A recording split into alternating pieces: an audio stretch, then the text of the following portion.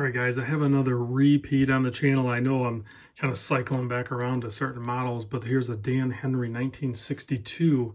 This is the Seiko Mecha Quartz VK63 quartz movement in this guy. And while we're talking about it, we're going to go ahead and get that chronograph starting so you can watch that orange-ish chronograph hand spinning around. We'll talk about the case size real quick. We'll get that out of the way. It is a 39 millimeter, 45.9 lug to lug, 13.3 to the top of that, like boxed, domed, K1 coated mineral crystal. So it kind of has like somewhat of a sapphire property to it as far as hopefully being scratch resistant, but it's definitely a mineral crystal. So I've never tested that. I'm not really sure. If anybody can chime in that has some personal experience with the K1 mineral, let me know what your thoughts are on overall wear. And then the 20 millimeter lug width, you can see the lugs kind of like curve over like that, almost omega-ish, which is the overall look of the whole watch, almost kind of like a speedy type thing. It's definitely like a racing chronograph type look. You can see the date down there in a blue with a white print on it, matching the blue dial, offset kind of near in between the 4 and 5 there. And then you have the 3 subdials. I think I've had the Panda version or reverse Panda of this one on the show. I've never had this colorway. Actually, I've never seen, I have never even noticed a Instagram post or like, I don't see any of this colorway posted up on the groups or anything. It's pretty bizarre to not see this because it is very, very stunning looking.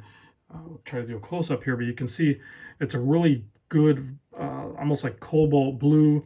There's like that orangish color on the indices on the outside there, as well as the printing on the 3 subdials and of course the chronograph hand. And then if you look, really nice brushing, some polishing, oil pressed case back there with a race car on there. I'm sure there's some significance to that. These are limited and numbered. You can see this is number 171 of 1962, and 50 meter water resist, Mecha Quartz, all that good information on there. And then of course you have the signed push-pull crown, and then you have the chronograph pushers. So on that, when you stop the chronograph, you can, start it back up so you can do split times or whatever you want to do. But when you get ready, because the Mecha Quartz snaps back instantly. So boom, that's where the Mecha Quartz comes in. There's actually a little mechanical arm there that just, resets the chronograph hand right back to the 12 or to 0. So very simple to use. And the bezel insert, it almost looks black, like so dead on it looks black. But if you get it on an angle like that, you'll see that it's actually blue. So it does match.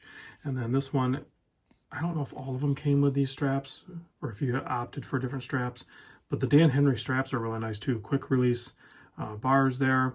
It's a 20 mil and it does taper down to 16, so it's going to be super comfortable. This one matches really good, but it also has this tan one here that's still brand new. And then the Dan Henry watches come in these really nice watch rolls. They're actually a little bit softer material, and then they come tucked into these plastic type tins here.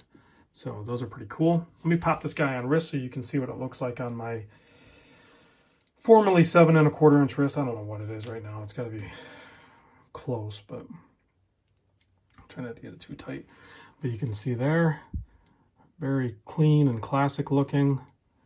Excellent leather straps. I love the taper on these. They're very comfortable and very soft. They already feel not broken, but like kind of in between like new and broken in. They're like in that really good sweet spot, right where you want your leather straps to be.